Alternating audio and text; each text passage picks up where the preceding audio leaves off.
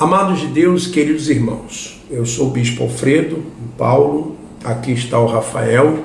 Esse já é o quarto vídeo dessa série de vídeos que estamos fazendo aqui junto com o Rafael, que veio lá de Uberlândia. E agora nesse vídeo, o Rafael vai falar das denúncias que foram feitas no Ministério Público Federal de Uberlândia, processo esse que já está sendo investigado, as denúncias já estão sendo investigadas pela Polícia Federal, e as denúncias são contra um candidato a vereador, Isaac Cruz, que é pastor antigo da instituição Igreja Universal do Reino de Deus, tá? E a coligação PT-PRB, olha só a coligação, PT-PRB. E quais foram, o Rafael, as denúncias, quais foram os documentos entregues?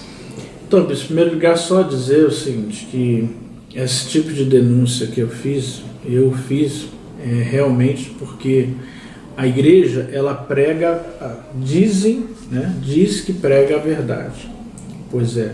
Então, quando eu fiz essa denúncia para a igreja, eu imaginava que a igreja realmente prezava pela verdade. Porque primeiro você procurou a liderança da Igreja Universal do Reino de Deus. Então não existe essa história de que a igreja não sabe, a igreja sempre soube. E aí algumas pessoas vão dizer assim, mas isso aí é culpa do Isaac, não sei o quê. Não, a igreja é conivente, sim. Porque se a igreja não fosse conivente, ao saber dos fatos, ela já teria tomado atitude.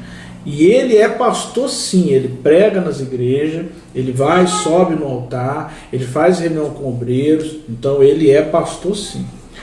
As denúncias que eu apresentei foram, a primeira denúncia que eu apresentei no Ministério Público, eu falei sobre a verba indenizatória. Para quem não sabe, a verba indenizatória é um valor que se disponibiliza para que o vereador ele faça determinado gasto que ele precisa gastar e depois ele indeniza esse valor. Então primeiro ele gasta, depois ele indeniza esse valor. Então a Câmara devolve esse dinheiro para o vereador.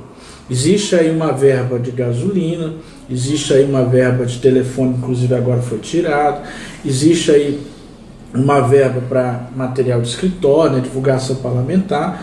Então, juntando esses valores dessa verba, ela totaliza em torno de R$10 mil. O que acontece?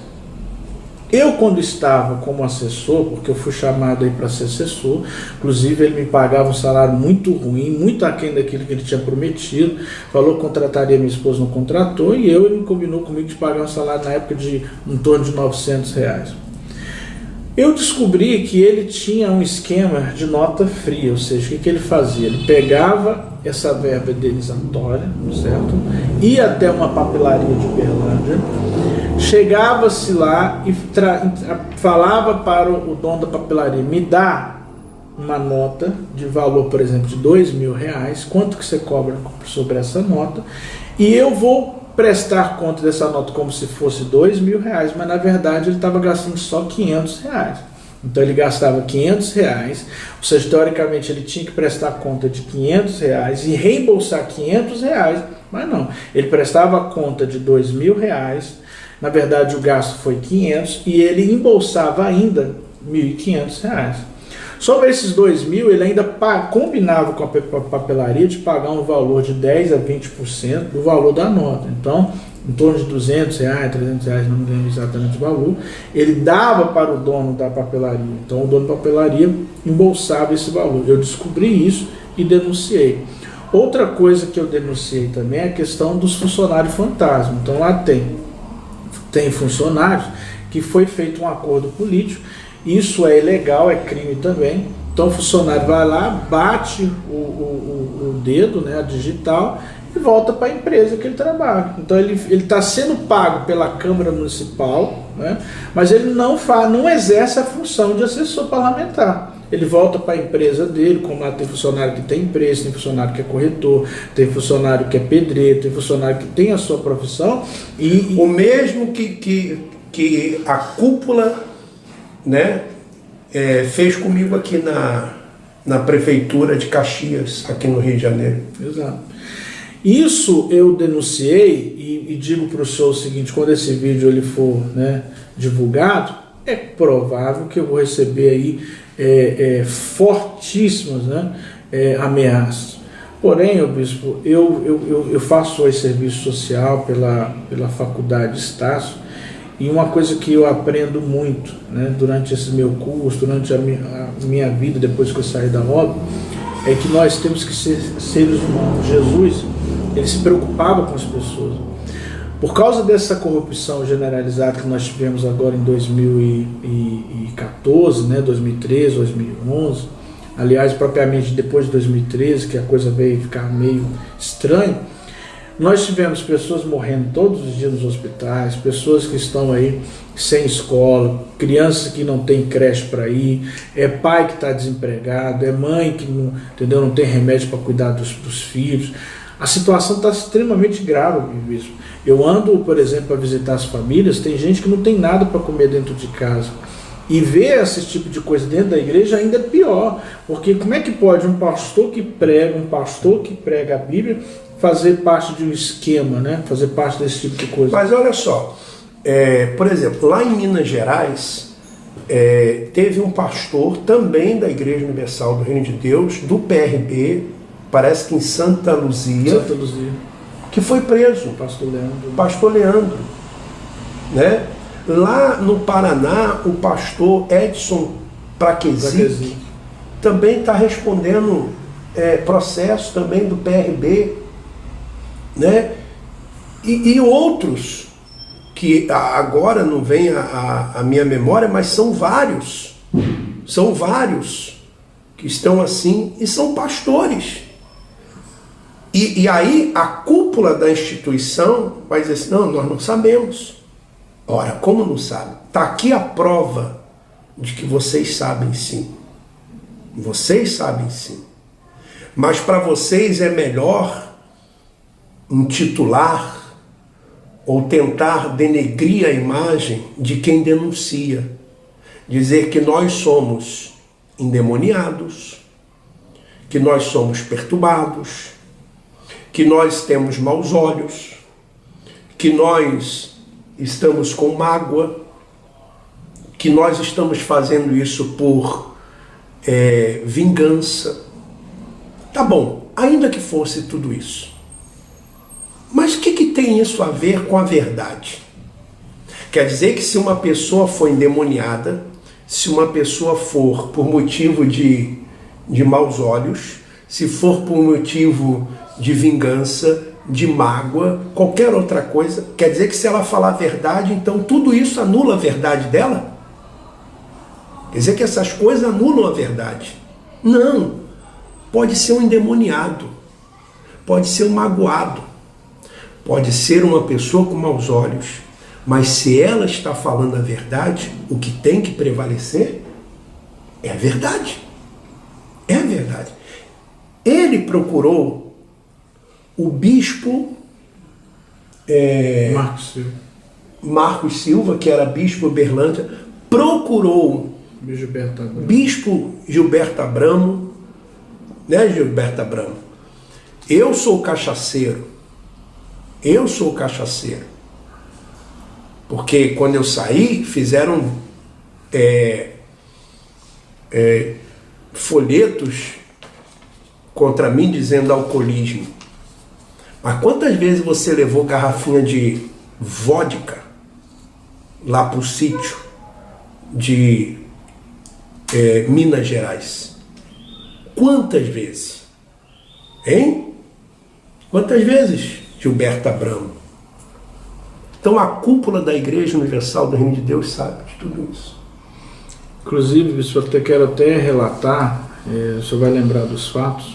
Eu lembro que, embora eu seja novo, né, eu fiquei muito tempo dentro da igreja. Hoje eu estou com 37, quase 38 anos agora. Eu lembro que quando nós estávamos na igreja, quando Lula pretendia ser candidato a presidente, eu lembro que a igreja perseguiu fortemente o Lula, falando que ele era um endemoniado, que ele seria aí o cara que iria perseguir a igreja, e que a igreja apoiou o Collor. Lembro que a igreja apoiou o Fernando Collor de Mello. Depois que o Fernando Collor teve todo aquele problema, que teve aquela coisa lá que, né, acabou com o plano real, aliás, o dinheiro de todo mundo ficou preso nos bancos, né, teve aquela crise, a igreja já inverteu, começou a apoiar o Lula, né? Aí o que aconteceu? A igreja apoiou o Lula, conseguiu os cargos que queria, ou seja, participou de todos os esquemas, ou seja, do PT, né, porque eles faziam parte do governo. No governo Dilma, a mesma coisa. Quando a Dilma, no dito popular, rodou, ou seja, a igreja já inverteu. Parou de apoiar a Dilma e automaticamente já apoiou o Temer. É uma coisa meio estranha. Aí foi onde eu comecei a perceber que a igreja, ela custa o que custar, ela tem que se manter no poder. Agora, essas minhas denúncias, bispo, elas se basearam justamente o que? Na verdade, porque eu penso que uma instituição, ela tem que, se ela é uma instituição séria, doa quem doer. Ô Lucas, por favor, pega o meu computador aqui. Eu vou perguntar uma coisa aqui para você. Então, você fez denúncia de notas frias. Exato. Você fez denúncia de funcionários fantasmas e tem uma outra denúncia também que você faz. Qual é a outra? Então, eu fiz a denúncia de notas frias, né, de funcionário fantasma, e eu fiz também a denúncia de Caixa 2 e Boca de Urna. Caixa 2 e Boca de Urna. Exato. Essa aqui é a denúncia do Caixa 2. Do Caixa 2. Explica aqui como é que é essa denúncia do Caixa 2. Aqui é o seguinte, bicho. Acontece o seguinte. Em 2012, né, depois que o vereador ele ganhou a eleição, assim que ele ganha a eleição, ele é obrigado a prestar conta de todo o dinheiro que ele gastou na eleição. Certo? Então ele declarou lá por volta de 11.900, 11.800, por volta de 12 mil reais. Né? Só que eu estou aqui nas minhas mãos valores de mais de 30 mil reais, inclusive eu entreguei no Ministério Público, que inclusive foi para a Polícia Federal e abriu um inquérito para eles explicarem esse valor aqui, ó. Porque essa empresa que chama Engenharia, ela doou em dinheiro, tá? Isso ela doou para evento de confraternização, ela doou também para um depósito em conta corrente, foi feito na própria conta do candidato de R$3.850. Ela fez doações para fazer aí manutenção geral e troca, né, de aparelhos, cartucho. Ela fez também doação aí de em torno de R$340 para despesa do supermercado, né? Também doação na conta corrente, valor de R$5 mil, né? Outros valor de R$80 para coffee break, né? Valor de R$2.950 para combustível, né? Outro valor aqui para despesa de supermercado, inclusive está aqui discriminado os gastos que foi feito no supermercado, né?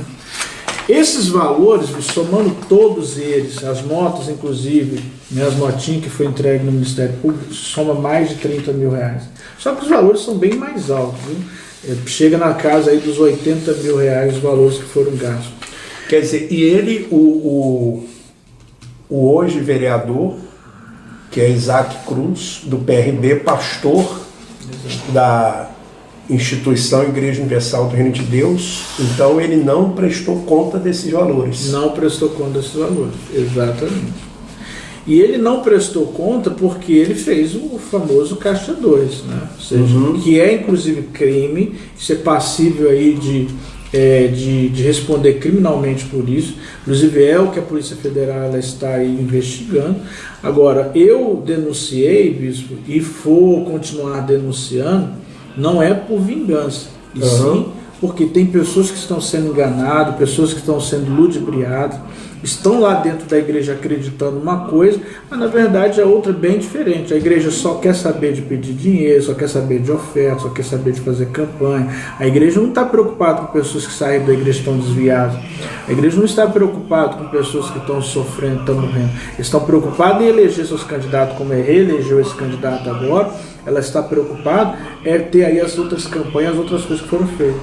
É só isso que é a preocupação da igreja. Então você observa que o que nós temos denunciado, as coisas que nós temos denunciado, elas fazem sentido. Se você entrar no site de prestação de contas, prestação de conta dos partidos políticos,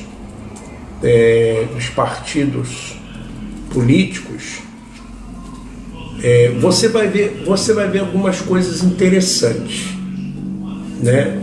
Algumas coisas interessantes, prestação de contas de partidos, né? Você vai ver algumas coisas interessantes.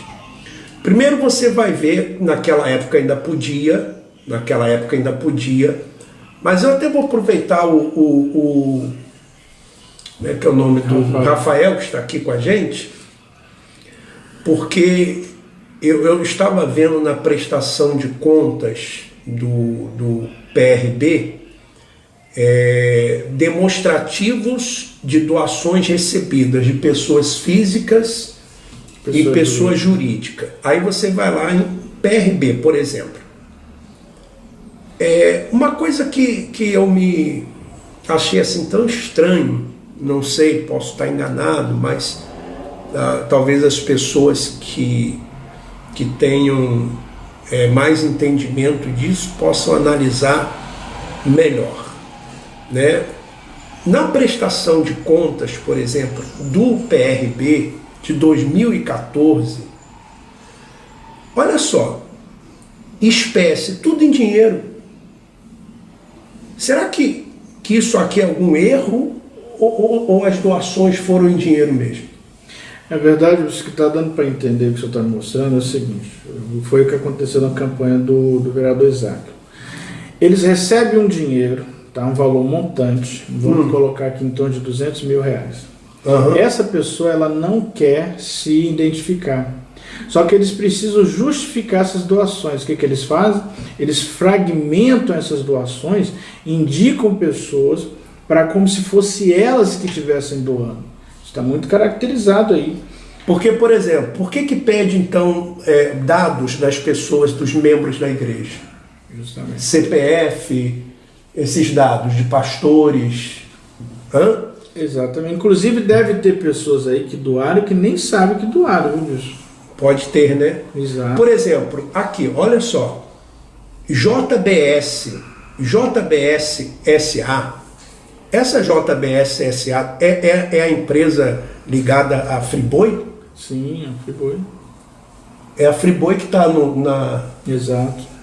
Está no esquema da Lava Jato. Da Lava Jato, exato. Então nós temos aqui de doação da JBS para o PRB, nós temos em 3/11/2014 R$1 milhão de reais. A JBS, bispo, ela tem aí algumas informações, né, de doações, que inclusive na Lava Jato ainda não foi citado totalmente, mas existe empresa, por exemplo, que você vai ficar aí, que eu já vou verificar, ela, Andrada Gutierrez, essa realmente foi citada. Então, eu vou falar aqui só da JBS por enquanto. JBS, 1, 2, 3 doações, as 3 doações de R$1 milhão. Então, são 3 milhões de reais que o PRB recebeu da JBS. Depois, você citou aqui Andrade Gutierrez, que está aqui, ó. Essa, inclusive, ela tem informações fortíssimas, né? Inclusive investigações sérias ligadas diretamente às operações de Lava Jato. Então, Andrade Gutierrez, 250 mil, 400 mil, pelo menos então 650 mil a Andrade Gutierrez doou para o PRB no ano de 2014, né? Fora as outras empresas aqui, você pode entrar lá no site da Justiça Eleitoral que você vai ver. Também a Odebrecht. Outra empresa também que está diretamente ligada a esses. A Odebrecht também doou para o partido republicano brasileiro, né? 400 mil, no dia 21/8/2014, 400 mil. Aí existem outras empresas aqui que eu não sei, mas eu achei assim uma coisa assim estranha. Então, existe, Rafael, já essa denúncia, existe já uma investigação. Então, para nós aqui terminarmos os nossos vídeos, essa série de 4 vídeos, né? Rafael, quando você entrou e começou a sua vida na igreja, não era essa visão que você tinha, né? De instituição. Inclusive, eu quero falar uma coisa aqui, bispo, isso para mim foi uma das piores coisas que aconteceram comigo. As pessoas que estão me vendo agora, elas podem perguntar por que eu estou fazendo isso. Algumas podem achar que eu estou prejudicando a igreja. Mas a minha preocupação aqui é realmente que as pessoas não passarem o que eu passei. A minha mãe, eu abandonei a minha mãe, saí de casa.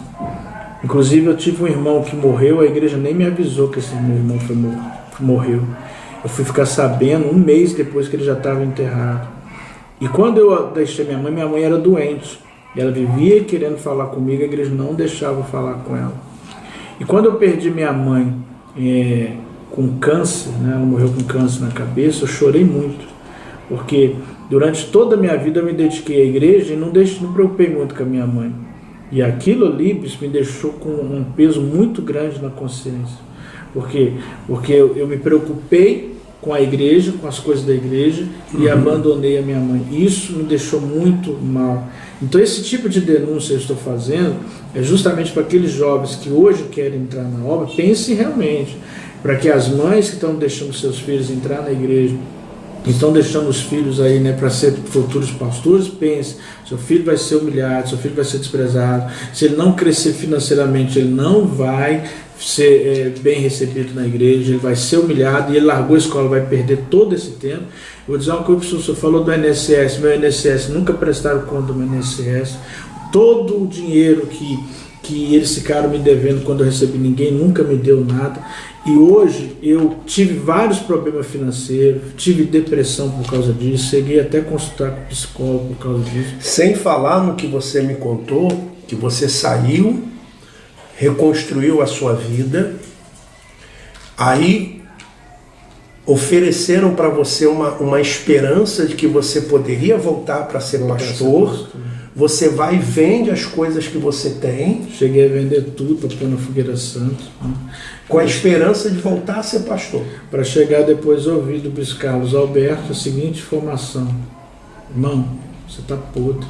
Por que você saiu da obra? Fala na frente de todo mundo.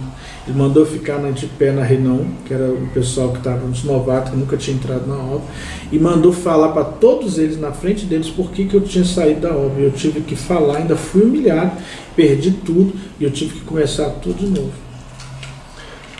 Essa é a situação. Então, para terminar, meus irmãos, minhas irmãs, você obreiro, você jovem, evangelista, você bispo e pastor, que são sinceros, nós não estamos aqui denunciando você. Aliás, por incrível que pareça, nós estamos do seu lado. Nós estamos do seu lado.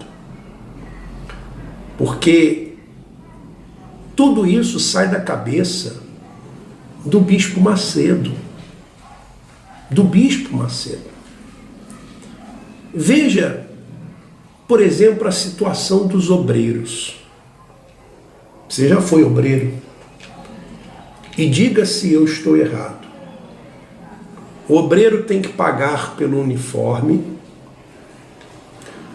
O obreiro que compra material de higiene, o material de campanha, material da Santa Ceia, Quando se tem que fazer alguma reforma nas igrejas, os obreiros que fazem. Os obreiros ainda são os primeiros a apresentarem os seus dízimos, apresentarem os seus sacrifícios. Os obreiros, eles são a base da pirâmide e são massacrados. Eu sei que tem muita gente na instituição que hoje trabalha em empresas ligadas à instituição, pessoas que os seus familiares estão lá. Mas isso tem que mudar, meu irmão. Isso tem que mudar, minha irmã. Espero que o Ministério Público Federal, o Ministério Público do Trabalho, o Ministério Público da Infância e Juventude tome providências, não só em relação à instituição Igreja Universal do Reino de Deus, mas outras que fazem a mesma coisa. Porque a instituição Igreja Universal do Reino de Deus, o Bispo Macedo mesmo diz, não é uma igreja. Irmãos, você já ouviu o Bispo Macedo dizendo: eu não fundei uma igreja. Ele diz que fundou uma faculdade. Você já ouviu ele falando isso? Eu já ouvi falando. E eu não entendia. Agora eu estou entendendo, realmente não é igreja. Então, se não é igreja, não pode continuar fazendo o que está fazendo. E nem se fosse igreja. E agora eu entendo muitas coisas. Por incrível que pareça. Eu lembro que quando eu fui para a Igreja Universal do Reino de Deus, o Bispo Macedo dizia assim: nós não somos crentes, nós não somos Bíblia. E o que me chamou a atenção na instituição foi justamente o fato de não ser caracterizada como os crentes daquela época. Então, nós não fomos atraídos pelo Evangelho. Aliás, nós não fomos atraídos pela Bíblia, pelo Evangelho. Mas no fundo, fomos atraídos por um Evangelho de portas largas, aonde tudo se podia. E hoje, os nossos olhos foram abertos. E por isso nós estamos aqui falando, denunciando, não com interesse, com o intuito de denegrir a imagem de ninguém, mas de repor a verdade. Muitos dizem assim: ah, você está cuspindo no prato que você comeu. Será, meu irmão, que você trabalha 30 anos numa instituição e quando você sai e você denuncia aquelas coisas erradas, você está cuspindo no prato que você comeu? Será que é isso? E você nem percebia que você era um escravo? Então o povo de Israel, quando saiu do Egito, quando saiu da escravidão, e Moisés, por exemplo, e voltou lá para enfrentar Faraó, então Moisés também estava cuspindo no prato que ele comeu. O apóstolo Paulo, que viveu tantos anos no judaísmo e depois ele anuncia um evangelho de Cristo, ele também estava cuspindo no prato que ele comeu. Elias, quando denuncia o rei Acabe, que era o rei de Israel, ele também estava cuspindo no prato que ele comeu.